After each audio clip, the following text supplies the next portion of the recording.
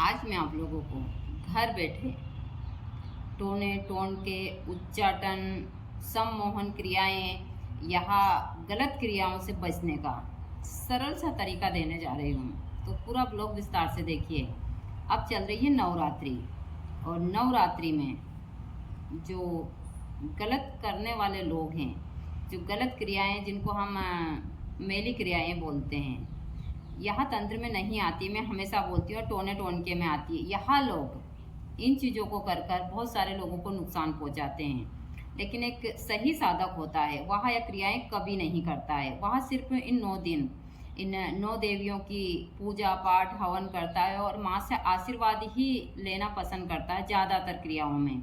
और कुछ गलत लोग होते हैं, वह ऐसी साधनाएं करते हैं, वह साधनाएं जो राक्षस प्रकृति की होती है उनको कर कर लोगों का नुकसान पहुंचाते हैं। तो मेरे पास में हमेशा इन चीज़ों के लिए फ़ोन आते हैं कि माता जी हमारे घर के पास से यह सामान मिला है, वहाँ मिला है, सारी चीज़ें। तो आप लोगों को मैं आज के मेरे इस वीडियो के माध्यम से घर बैठे इन चीज़ों से मुक्त होने का तरीका देने जा रही हूँ। आपको इन क्रियाओं से डरने की आवश्यकता नहीं है। जो लोग यह चीज़ें करते हैं वह एक तो साधक नहीं होते हैं। जो सही साधक होता है वह क्रिया कभी नहीं करता है, ना भगवती उसको आशीर्वाद देती है। भगवती भी उन्हीं को ही आशीर्वाद देते हैं, देवी देवता भी, जिस साधक के अंदर इन सारी चीज़ों को सहन करने की क्षमता हो। यहाँ जो तंत्र है, यहाँ हमको अच्छे कार्य करने के लिए ही ईश्वर ने प्रदान की थी ये चीज़ें, ना कि किसी का नुकसान पहुंचाने के लिए। लेकिन ज़्यादातर लोग बाग इसको इस सारी चीज़ों में ही आजकल काम लेते हैं, जैसे वशीकरण हुआ, सम्मोहन हुआ, उच्चाटन हुई, सारी क्रियाएं।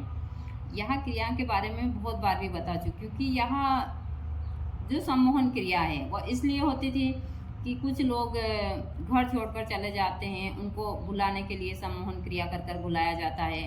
कोई इंसान भटक जाता है तो उसके लिए वशीकरण किया जाता है। किसी का घर बर्बाद हो रहा है, किसी महिला से किसी का कोई संबंध है और वह महिला सारी चीज़ें उसको घर लाने के लिए उच्चाटन क्रिया की जाती है।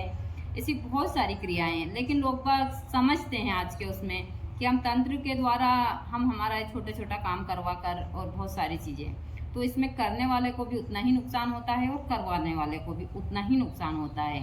और एक सही साधक होता है वह ये क्रियाएं कभी नहीं करता, क्योंकि उसको पता है कि इसका जो परिणाम है वह बड़ा ही भयानक होता है, साधक के लिए भी और सामने वाले व्यक्ति के लिए भी। और यह सारी चीज़ें टोने टोनके में आती है, तंत्र में कहीं नहीं आती है। तो मैं आप लोगों को आज के ब्लॉग में इन चीज़ों से बचने के छोटे छोटे से प्रयोग देने जा रही हूँ। पूरा ब्लॉग देखिए, देखने के बाद में यह क्रिया कर जरूर देखिए। आपको कहीं जाने की आवश्यकता नहीं है, बिल्कुल भी इन चीज़ों से डरने की आवश्यकता नहीं है। आप घर बैठे आराम से इन चीज़ों से मुक्त हो सकते हैं। ऐसे तो मैं बहुत सारे उपाय देती रहती हूँ, आप अंदर ब्लॉग में देखते हैं तो। लेकिन फिर भी बहुत सारे भक्त मुझे टिप्पणी करते हैं कि माता जी हमको ये चाहिए। तो मैं सबको, हर एक इंसान को अलग नहीं दे सकती। मैं उसी हिसाब से वीडियो बनाती हूँ कि आप लोग सब देखकर और सभी इससे फ़ायदा उठाएं। तो पूरा ब्लॉग देखिए, और देखने के बाद में आप घर बैठे टोने टोन के उच्चाटन सम्मोहन क्रियाओं से बच सकते हैं।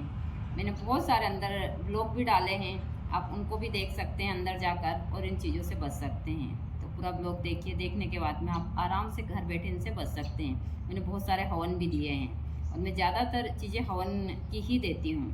यदि आप इनसे हवन घर बैठे करते हैं तो ज़रूर आपको फ़ायदा होता है। जय माता दी सभी को, हर हर महादेव। आज मैं आप लोगों को जो जानकारी देने जा रही हूँ वह जानकारी है नवरात्रि में होने वाले टोने टोनके की। अभी चल रही है नवरात्रि, और नवरात्रि में ज़्यादातर लोगों को यही भय लगा रहता है कि कहीं हमारा चलने वाला हमारे घर में कुछ नुकसान ना कर दे।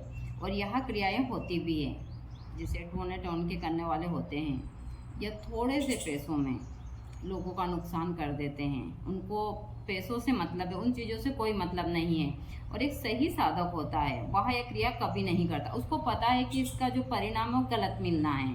तो जो एक साधक होता है, साधक टोने टोनके में यह चीज़ें कभी नहीं करता है कि किसी का परिवार बर्बाद हो, चाहे कोई उसको लाखों रुपए देने के लिए तैयार क्यों ना हो।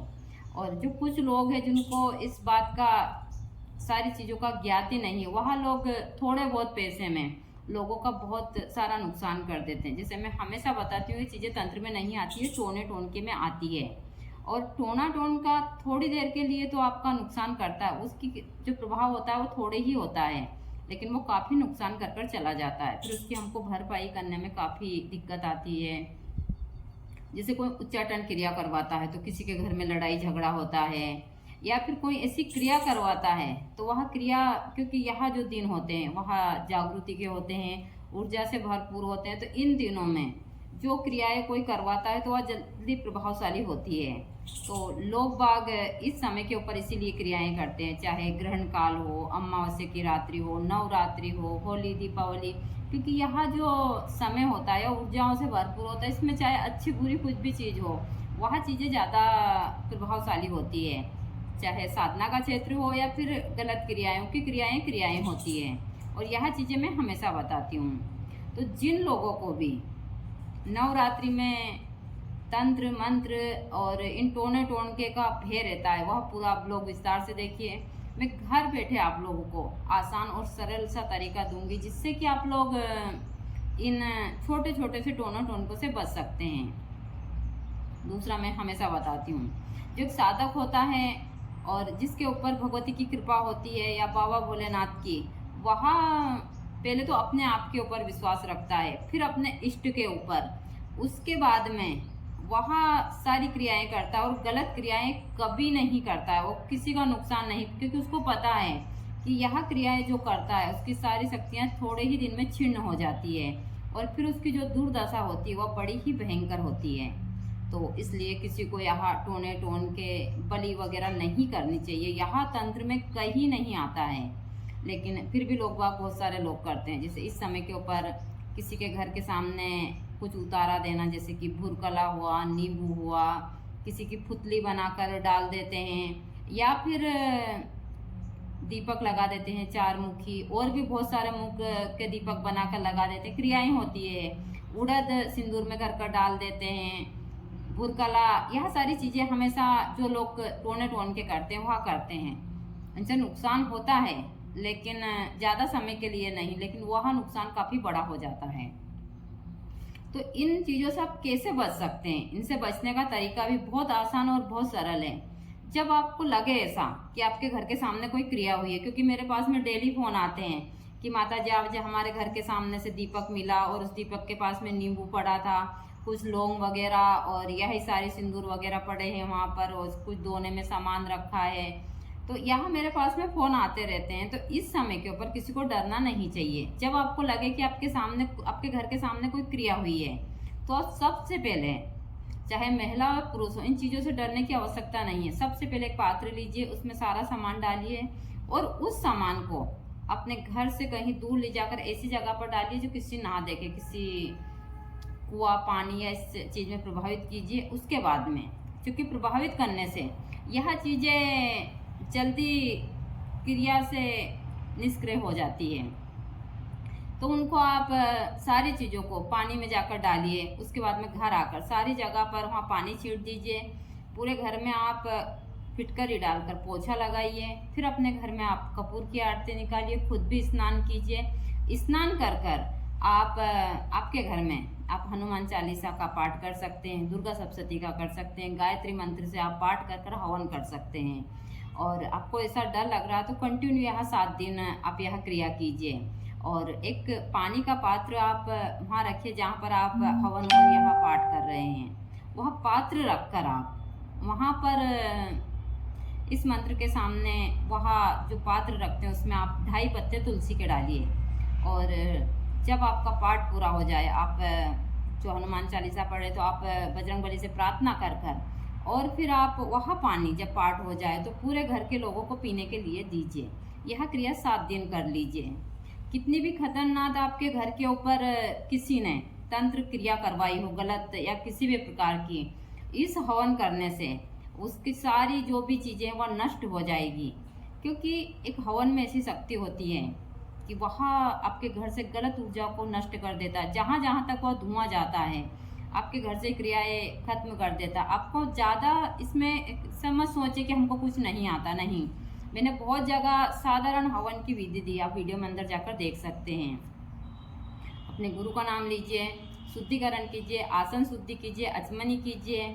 आप गणपति जी का नाम लीजिए, गणपति जी का नाम लेकर आप गणपति जी के नाम की चाहे 21 आहुति डालिए, गुरु के नाम की डालिए, और आप सारी चीज़ें कर कर आप चाहे दुर्गा सप्तशती हो, हनुमान चालीसा हो, गायत्री मंत्र हो, मैंने भी बहुत सारे मंत्र दिए हैं।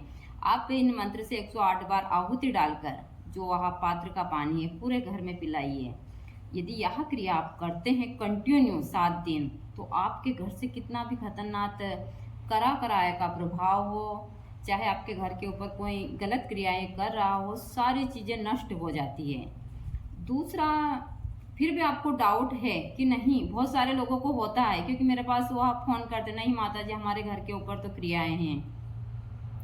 तो आप सारे घर के सदस्य, जैसे कि अभी नवमी आएगी, आप नवमी के दिन सूर्योदय से पहले उठिए और दक्षिण मुखी शंख लीजिए। उस शंख में आप गंगा जल डालिए, और गंगा जल डालने के बाद में आप ओम नमः शिवाय का जाप करते हुए उस इंसान को पहले गंगा जल से स्नान करवाइए, फिर शुद्ध जल से स्नान करवाइए, फिर उसके बाद में आप थोड़ा सा दूध लीजिए, उससे स्नान करवाइए। यह सारी क्रियाएं करने के बाद में शुद्ध होकर अपने ऊपर से काली राई 21 बार उतार कर और आगे में जला दीजिए। यह क्रिया भी आपको कंटिन्यू आप 7 दिन कर लीजिए, जितने भी घर के सदस्य हों सारे। दूसरा, अपने घर में आप प्रतिदिन कपूर की आरती निकालिए, पूरे घर में जितने भी रूम हो। यह क्रिया यदि आप करते हैं तो आपके घर से कितना भी करा कराए का प्रभाव क्यों ना हो, वह नष्ट हो जाता है। देखिए, ऐसा नहीं है, यदि समस्या है, समस्या बनाने से पहले उसका समाधान ईश्वर पहले ही तैयार कर देता है। तो जो गलत करने वाले लोग हैं, वह लोग यह क्रियाएं इस समय के ऊपर करते हैं, उच्चाटन, मारण, सम्मोहन, यह सारी चीज़ें। और सम्मोहन, यह सारी क्रिया इसलिए दी गई थी कि हम जब कठिन परिस्थिति में एक साधक होता है, जब लगता है कि अब प्राण के ऊपर आ गई है, तो एक साधक तभी उसका इस्तेमाल करता है, ना कि हम दूसरे के नुकसान के लिए करें। यह चीज़ें एकदम गलत है, और यह तंत्र में कहीं नहीं बताई गई है कि आप लोग किसी दूसरे के लिए इन चीज़ों का इस्तेमाल करो।